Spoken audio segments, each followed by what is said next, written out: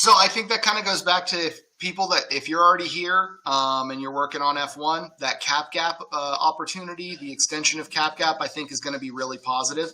I think that'll be very beneficial. Moving the start date, the fluidity of the start date, I think is going to be beneficial too for everyone. But you have a lot of Indian foreign nationals, Chinese foreign nationals that are on F1s that work subject to STEM OPT. Maybe they want to push that start date back, giving them an opportunity to remain on, their NIV, their F1 status. Where I think it's going to be interesting is part of the modernization rules for the H-1B did include this idea of the bona fide job requirement, on the fact that there must be a bona fide job, a bona fide position for the person that's a specialty occupation.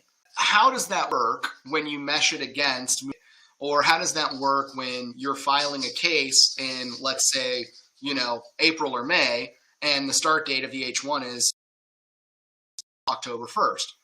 Are you supposed to supply work available on October 1st, or by virtue of the offer letter showing that you're providing the position to the person, does that limit the validity period? It's claiming it won't, but it's also claiming that it now has the right to request all of those documents in order to determine whether the position is a bona fide job offer.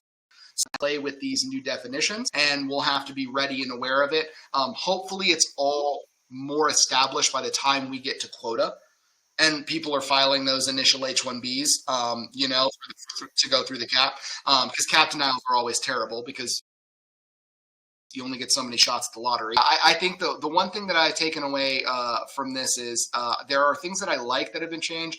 I do not like the bona fide job requirement change, and I'm hoping that it's something that sees litigation pretty quickly after it's implemented.